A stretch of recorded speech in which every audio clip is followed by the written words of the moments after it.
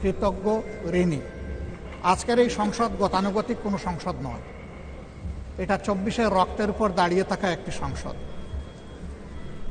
আজকে আপনি এই মহান সংসদের স্পিকার বা অভিভাবক নির্বাচিত হয়েছেন এবং আপনার সাথে ডেপুটি স্পিকার হিসেবে জনাব কায়সার কামাল সাহেব নির্বাচিত হয়েছেন।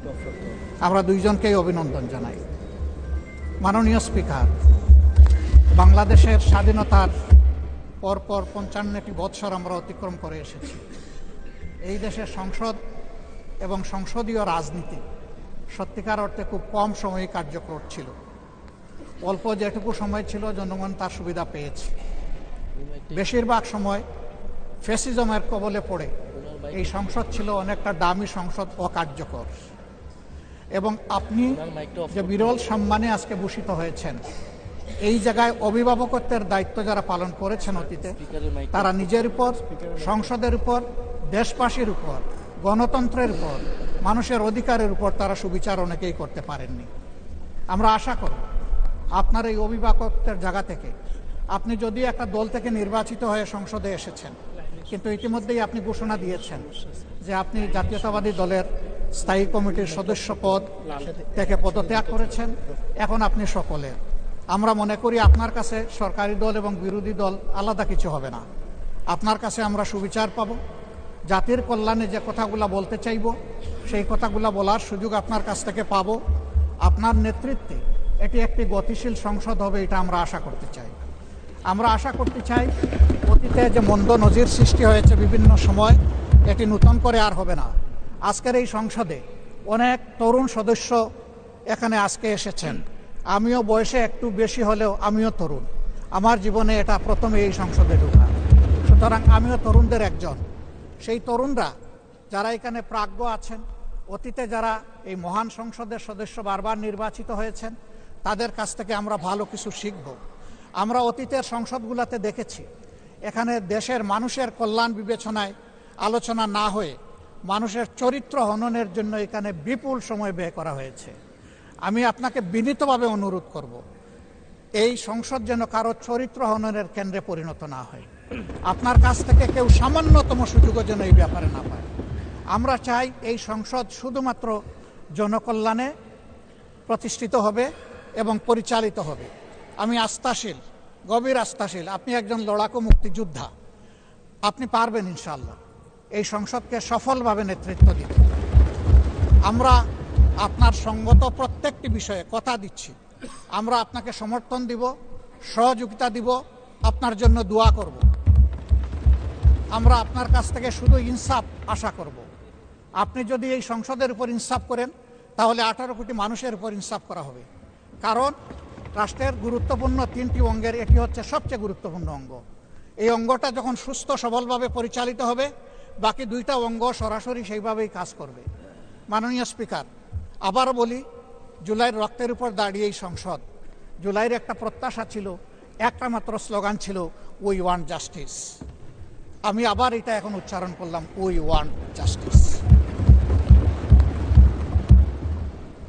আপনার মাধ্যমে সমাজের সকল অসঙ্গতি, অন্যায়, অপরাধ, দুর্বৃত্তপনা, এটা রাজনৈতিক হোক, অর্থনৈতিক হোক, সাংস্কৃতিক হোক, এই সবগুলার অবসান ঘটবে এই সংসদকে কেন্দ্র করে।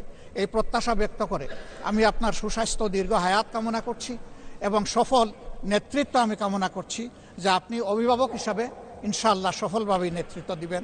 আল্লাহ হাফিজ। আসসালামু আলাইকুম রহমতুল্লাহ।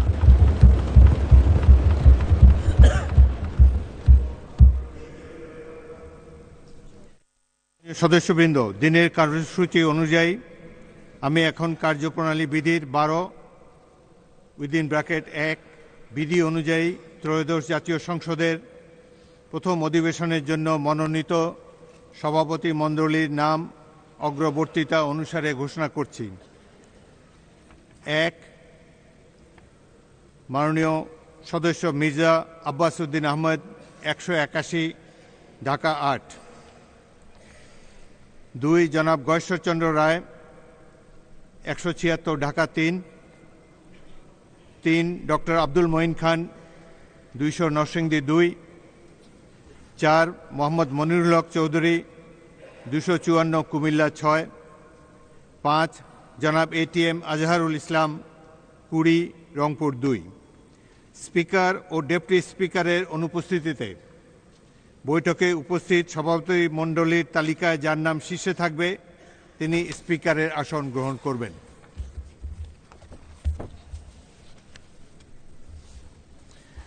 এরপর মাননীয় সদস্যবৃন্দ, আমরা শোক প্রস্তাবে কার্যক্রম পরিচালনা করব।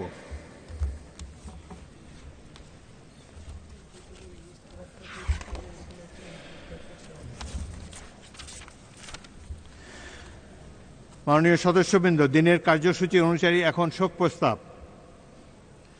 মাননীয় সদস্যবৃন্দ, আমি দুঃখের সাথে জানাচ্ছি যে আমরা 2025 সালের 30শে ডিসেম্বর গণপ্রজাতন্ত্রী বাংলাদেশ সরকারের 3 বারের সাবেক প্রধানমন্ত্রী ও জাতীয় সংসদের 2 বারের বিরোধী দলীয় নেতা, মুসলিম বিশ্বের দ্বিতীয় নারী প্রধানমন্ত্রী ও গণতন্ত্রের আপসহীন নেত্রী বিএনপির সাবেক চেয়ারপারসন বেগম খালেদা জিয়াকে হারিয়েছি। এই সংসদ দেশনেত্রী বেগম খালেদা জিয়াকে গভীর শ্রদ্ধার সাথে স্মরণ করছে এবং তার মৃত্যুতে মহান জাতীয় সংসদ গভীর শোক ও দুঃখ প্রকাশ করছে। মাননীয় সদস্যবৃন্দ, আমি গভীর দুঃখের সাথে জানাচ্ছি যে আমরা ইতিমধ্যে ভারতের সাবেক প্রধানমন্ত্রী মনমোহন সিং, ক্যাথলিক খ্রিস্টানদের প্রধান ধর্মগুরু পোপ ফ্রান্সিস, জর্জ মারিও বেরগোলিও এবং ইরানের সর্বোচ্চ ধর্মীয় নেতা আয়াতুল্লাহ আলী খোমেনিকে হারিয়েছি। তাদের মৃত্যুতে মহান জাতীয় সংসদ গভীর শোক ও দুঃখ প্রকাশ করছে।